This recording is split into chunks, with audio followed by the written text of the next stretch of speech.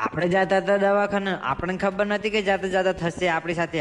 Hello મિત્રો, આપણને હવાર હવામાં મળી ગયા હતા આપણા ઓદરા જેવા સબસ્ક્રાઈબર. તો મિત્રો આપણે પછી તો બનાવી નાખીએ એક રીલ. જો રીલ જોવો તો તમારે આવવું પડશે અમારા ઇન્સ્ટાગ્રામના પેજ પર, કેમ કે ઇન્સ્ટાગ્રામના પેજમાં તો હું બહુ ફેમસ છું. ખાલી અહીંયા કરી દો તમે ફેમસ. તો મિત્રો આપણે આવી ગયા હતા ધાબા ઉપર, ને ધાબા ઉપર જીધુભાઈ કરી નાખ્યા હતા મને હેલો ગાઈઝ.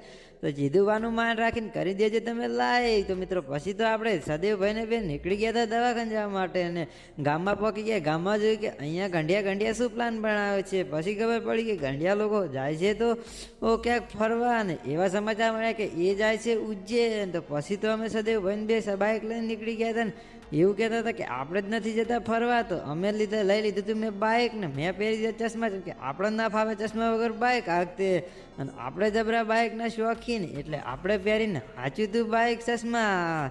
પછી તો મિત્રો અમે પહોંચી ગયા હતા ફાઇનલી દવાખાને. સદેવભાઈને બિહાર દીધા હતા ડૉક્ટર જોડે. ડૉક્ટરે દવા તો આલેલી હતી, પણ એ કહેતો કે લ્યો તમે દવાને કરજો કોર્સ કમ્પ્લેટ. પછી તો જો તમારે ખર્ચવું કે દાદર હોય તો કરજો કોમેન્ટ, તમને આપું એડ્રેસ ને નંબર. તો ફાઇનલ મિત્રો પછી અમે પહોંચી ગયા હતા બનાસ નદીમાં. બનાસ નદીમાં જુઓ તમે એકલા દેખાય છે બાવળિયા ને હુકા પાંઠ.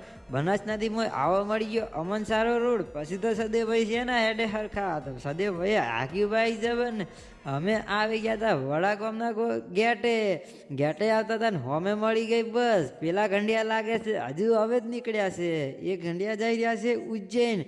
ખબર નહીં કે આપણે ગરીબ છીએ કે મોંઘવારી ઘણી છે. તો ફાઇનલી મિત્રો પછી તો ઘરે આવ્યા ને પપ્પાએ ઉઠાયા આપણે રણપુર માટે, અને આપણે આવી ગયા હતા સાઈ ટાઉનશીપમાં, કેમ કે ત્યાં હતું થોડું કામ, ને કામ બતાવીને આપણે પહોંચી ગયા હતા રાણપુર. આજે તો 2 દિવસ આપણે રોકાવાનું થશે રાણપુર.